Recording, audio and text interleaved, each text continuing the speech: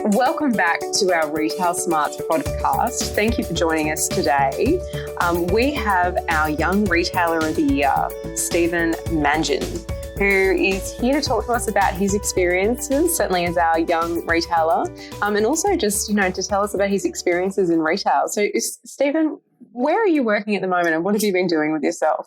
Thanks for having me, Dom. I am currently employed as an assistant buyer with Haynes Brands, which is super cool. And I kind of got here through store. So I started with the business in store around 6.5 years ago while I was still in school. Tried a few different study paths. At one point thought I wanted to be a scientist and that didn't work out for me. And decided that fashion was right for me and that retail was actually serious and genuine career path that I was passionate about. And lo and behold, here we are. Well, look, we're certainly very happy that you stuck with retail and decided that, you're all about the fashion, and certainly spending time with you in New York. I think that is absolutely the case. I mean, I can't imagine you being a scientist. What is it that attracted you to retail in terms of it being a long-term career as opposed to, something that you did at university?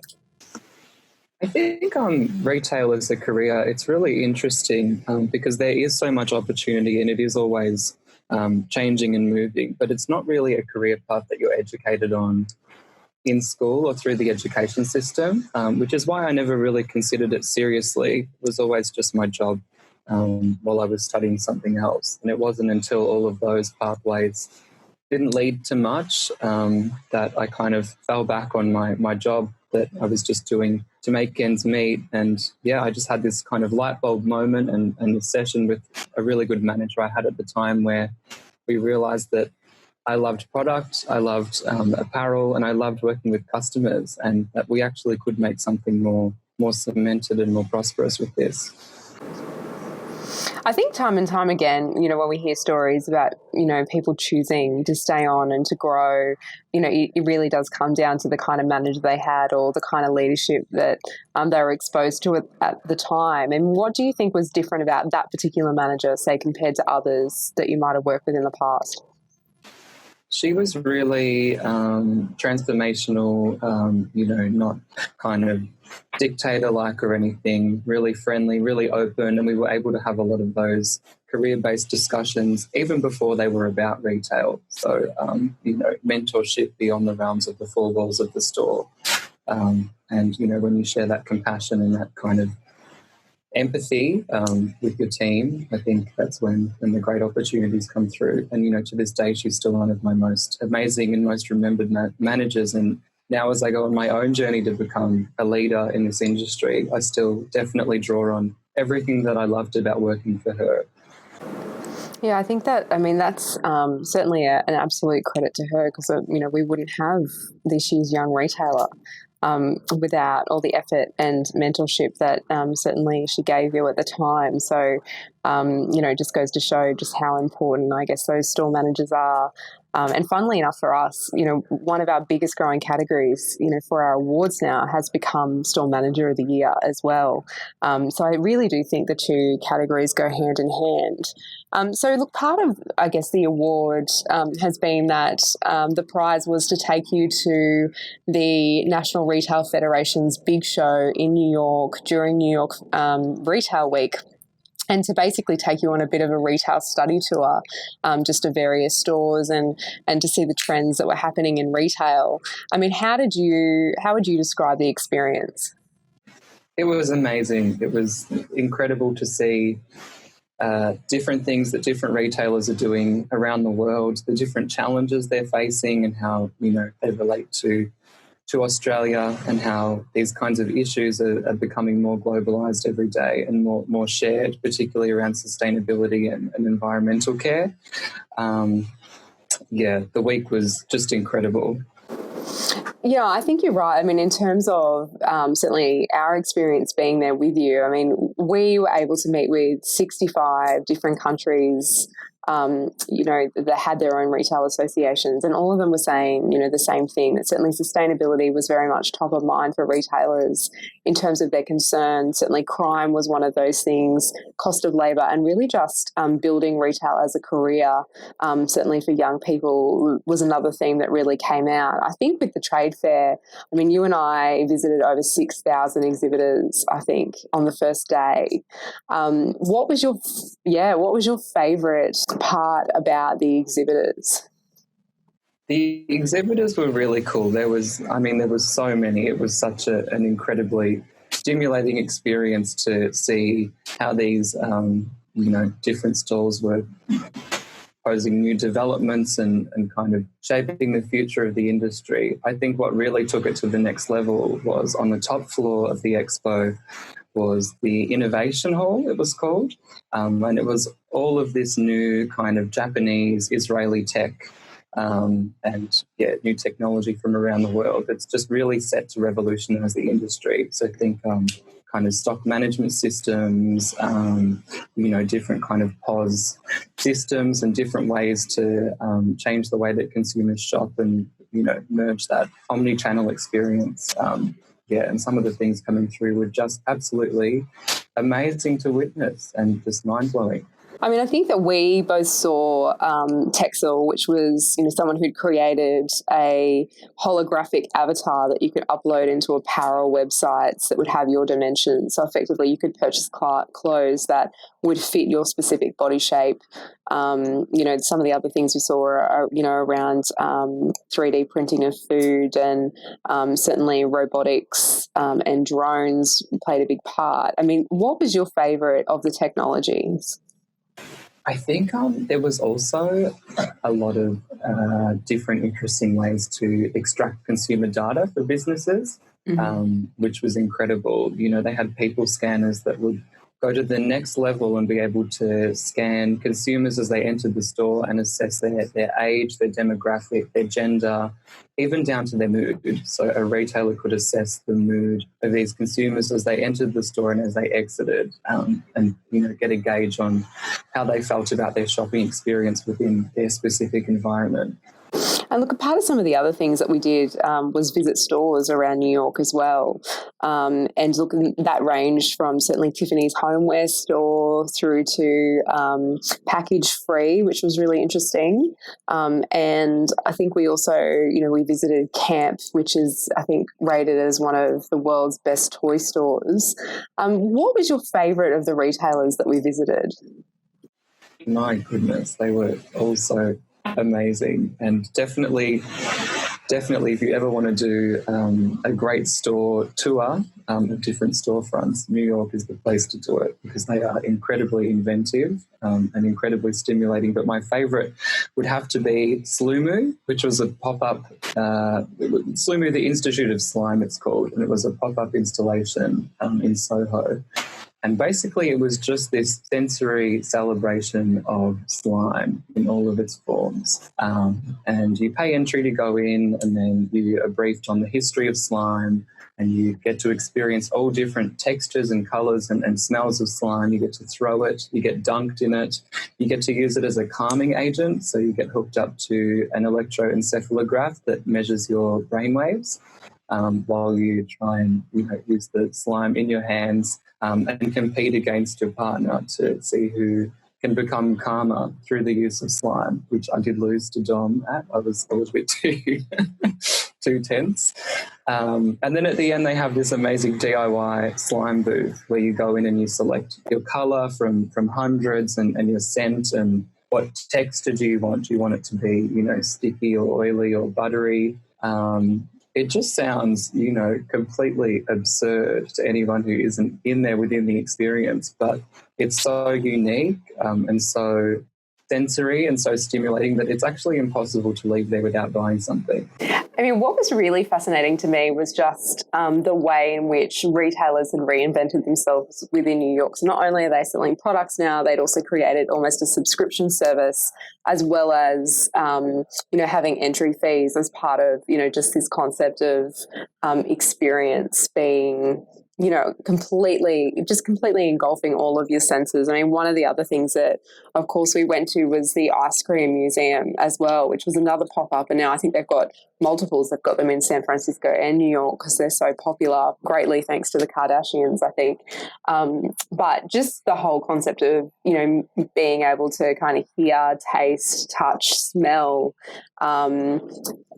all of these different rooms was just quite incredible, and still kind of have that shop feel, still be able to purchase merchandise, but also in some instances like camp, I mean, they're selling subscriptions where you can drop your kids off 3 times a week and they can play with all the toys and engage with their workers who will kind of look after your kids for a period of time. It was really fascinating to me as a new version of retail with different types of revenue streams.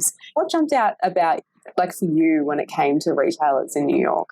I'd definitely agree with everything that you just said. It's just all about reinventing the wheel and what it means to be a store, what it means to be a shop front, and what it means to engage consumers in new different ways.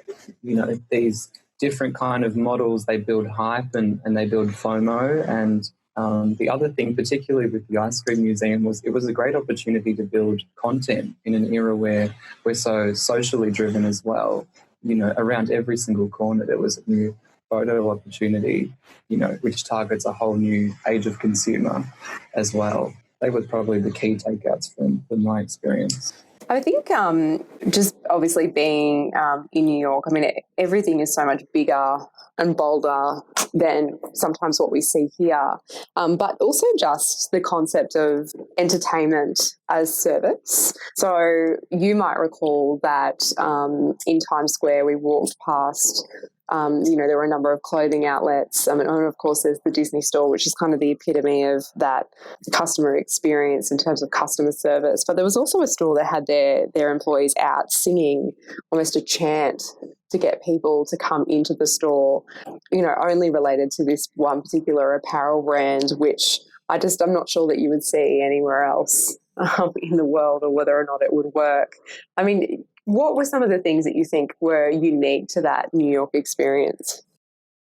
I think the thing that is quite unique about a place like New York, where it's such a big city, is there's such large traffic with tourism as well, that people go to New York, they're thinking about Broadway and they're thinking about theatre and performance and a really unique experience. So to them, that's all part of experiencing the city. And the locals don't really bat an eyelid at it. I think, in a demographic that was more localised, the suburban kind of destinations, you certainly wouldn't expect to have shopkeepers at the front of their stores singing at you while you're going to do your groceries in some of these smaller malls, I wouldn't think.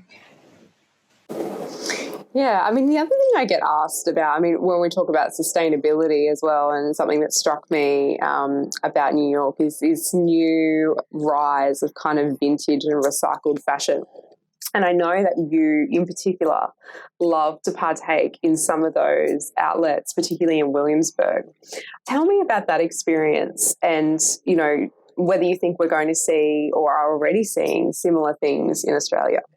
I think definitely it's the way things are going with a focus on waste and sustainability, and also simultaneously with that, we're seeing growth in interest in brands and labels and, again, that kind of social media piece. So, vintage ticks both of the boxes on those. We're recycling older fashion and people are able to shop into these brands secondhand that they wouldn't otherwise be able to at full price. In Williamsburg, the turnover is huge. People, there's always queues out the door of these thrift stores of people returning clothes and redeeming them for vouchers and then going and spending them again in the store, which is a great model and totally unique to kind of the fast fashion volume retail that we're used to as consumers.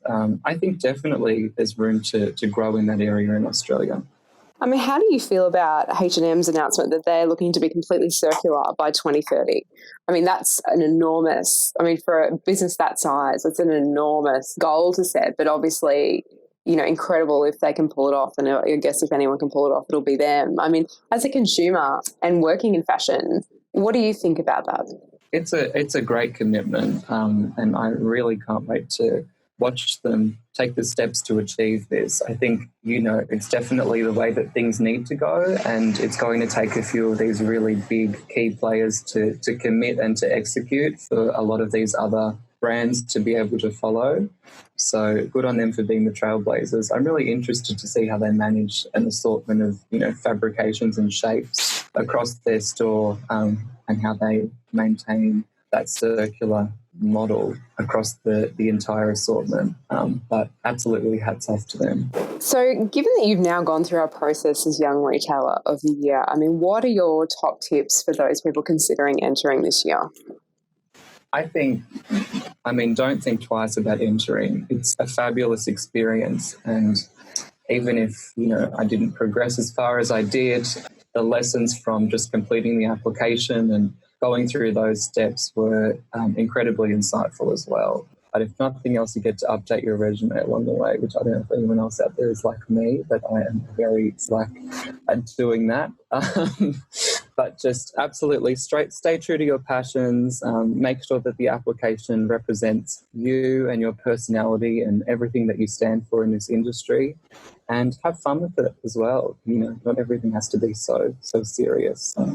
We're very pleased to announce that next year's winner will also be off to New York to attend the National Retail Federation's big show, courtesy of Retail Global this year. What is your tip for the winner or next year's winner in terms of how to tackle, big show and the 6,000 exhibitors and I guess just what would you recommend? I did a bit of research before I left on the key exhibitors and the things I wanted to target, and built a bit of a plan. I downloaded the app and I kind of threw it all out the window about 10 minutes into the trip.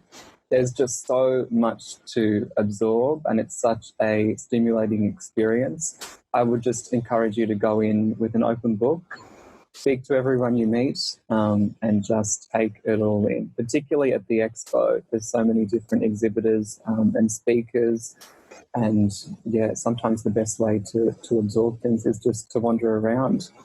And look, certainly our experience dealing with you is you become a bit of a prolific networker. What are your tips for, I guess anyone in the industry in terms of just making contact and getting to know other professionals? I think just being unafraid to approach people and initiate conversation. Sometimes the people are so different, so it doesn't come so naturally. But generally speaking, people were quite interested in particularly the award and my career, although it be very young in the industry, and my viewpoints on some of the challenges that we are facing now in the industry. So definitely it's just about getting that confidence to be a little bit more shameless and put yourself out there. And say yes to things, go to every event that you get invited to, and just talk to people. And where do you think we will see you in, say, the next 5 years? 5 years, okay. I think I will absolutely still be loving this industry as much as I do today. Hopefully, my ambition is to grow globally, particularly in New York City. So by 5 years, I would hope that I would be working somewhere there, particularly in apparel, and working on some of these big challenges that we're facing at the moment. They're not going anywhere. I think it's really important that we all do our bit, no matter how big or small our footprint is in this industry. Yeah, excellent. I think they're really important tips, certainly for anyone considering entering or, for obviously our future winners as well. I must say I thoroughly enjoyed doing New York Retail Week by your side. I think that you really did embrace the true meaning of this award, in the sense that you did really talk to anyone. Didn't matter what situation we put you in, whether it was, attending black tie events or, attending events where lesser known rappers were performing, or whether it was 6,000 exhibitors or putting you in a podcast booth with very little notice. I think you really embraced the whole experience, and certainly we're very keen to see what happens with you in the next 5 years and, and even longer than that, because I think that you really have the capacity to be quite an icon in the industry. And look, and we know that in 1982, the CEO of Dimmix was runner-up in our retail awards. So there is definitely lots of big names that have come through, I think, our award system, and